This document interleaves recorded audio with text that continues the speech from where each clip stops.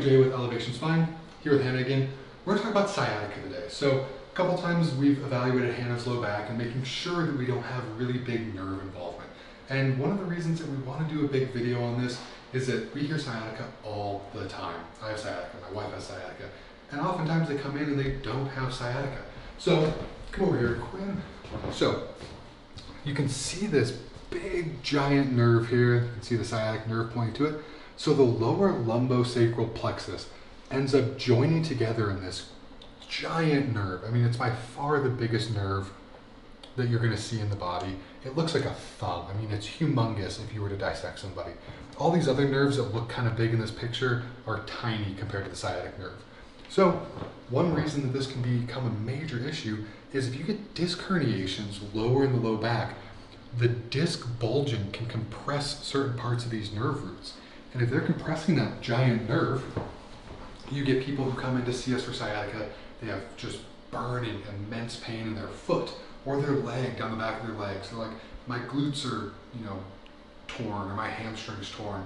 And it's not, it's a nerve, right? The pain's actually coming from the low back, but our brains aren't super good at detecting exactly where pain comes from, right?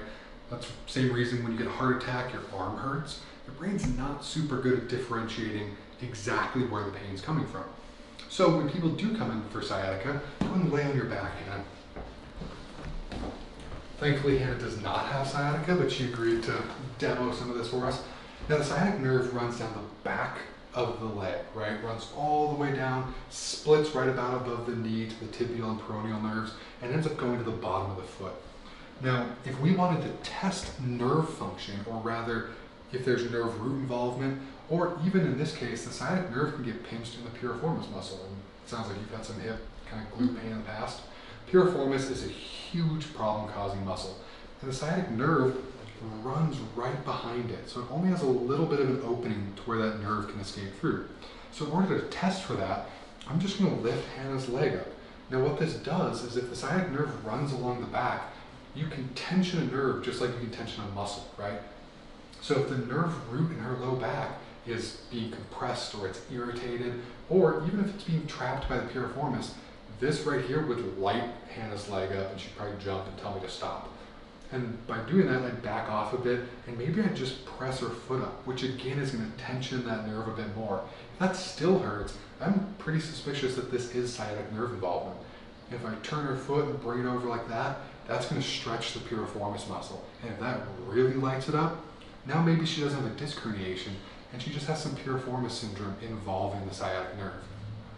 Now the reason I wanted to bring this up is that if you believe that you have sciatica, you can look it up online, you'll have similar symptoms. And if you don't have it, if you just have a glute strain, or maybe there's a ton of issues that can go back there, right? The glutes are a really complex muscle. The whole pelvis is a complex structure. But if you're seeking treatment, particularly self-treatment for sciatic nerve pain, and you don't actually have sciatica, you might be wasting your time. And if you have a pelvic issue in terms of morphology, a torn muscle, an irritated muscle belly, you might actually be making the problem worse, right? If you do have sciatica, we'll show a quick clip of the decompression machine here in a minute.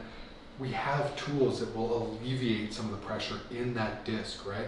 The disc is just basically a jelly-filled donut. It literally has jelly in the middle of it, so when it herniates, that jelly can compress on that nerve root, and it's extremely painful. I know a lot of our patients and people watching this video probably have had some disc herniations in the past.